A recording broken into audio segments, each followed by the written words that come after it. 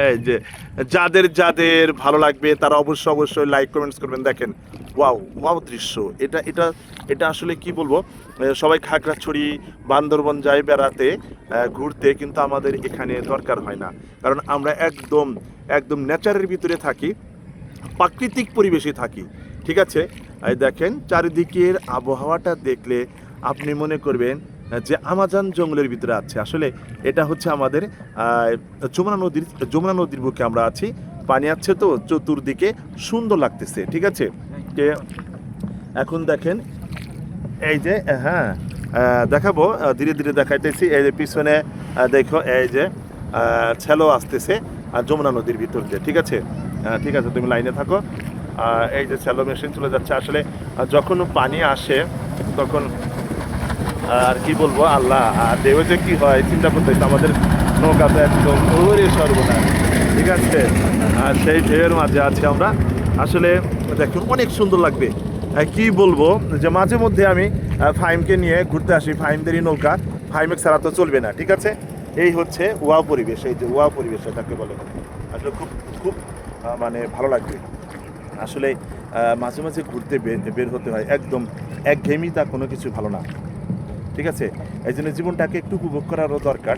হ্যাঁ, একটু ঘুরতে বের হবেন, একেবারে যান্ত্রিক হয়ে পড়বেন না।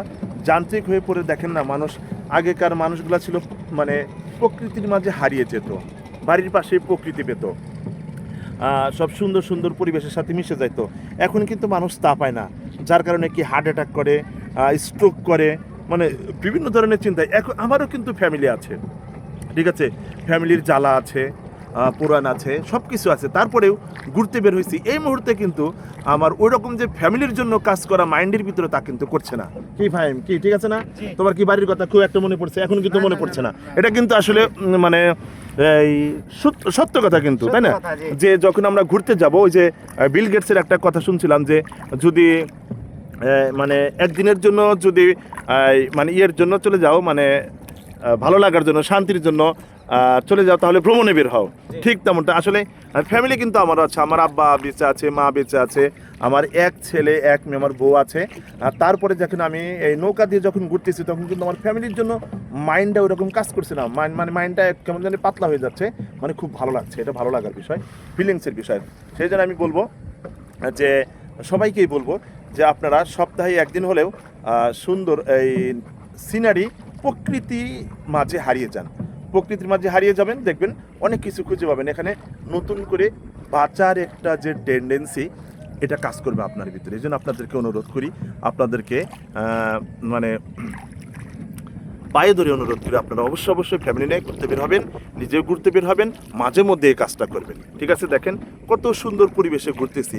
ঠিক আছে, ভিডিওতে ক্যাপচার না করলে আপনাদেরকে বুঝাইতে পারতাম না, সেই জন্য কিন্তু ভিডিওতে আপনাদের সিনারিটা আমাদের সেই বেতিল চর ছিল, এখানে এখন পানি এসে যমুনা নদীর পানি এসে এখন চরটা তুলে গেছে।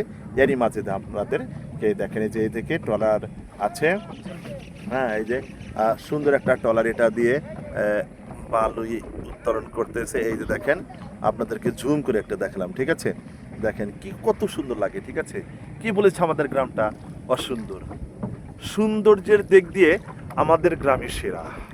ঠিক আছে, সৌন্দর্যের দিক দিয়ে আমাদের গ্রামটা সেরা। দেখেন একদম ওয়াও লাগবে, আকাশটাকে দেখাই, দেখেন ওয়াও, আল্লাহু আকবার, আল্লাহ তাআলার কত সুন্দর সৃষ্টি, তাই না? হ্যাঁ, আল্লাহ তাআলা দেখেন কত সুন্দর সৃষ্টি। আকাশটাকে কি দেখে কি মনে হচ্ছে যে ওইখানে যাই, ওখানে যেয়ে বাসা বাড়ি করি, তাই না ফাহিম? হ্যাঁ, যে যায়া ওখানে যায়া আমরা ওই পানির মতো হাওয়ায় ভাসি, আর সারা বিশ্বকে সুন্দর করে চেয়ে চেয়ে দেখি যে কেমন আছে। দেখেন কত সুন্দর, মনে হচ্ছে যে গাছের সাথে আমাদের পানির স্পর্শ হচ্ছে, এরকমটা লাগছে, কিন্তু ওরা তো অনেক উপরে। ঠিক আছে, আসলে কি বলবো, খুব সুন্দর লাগছে।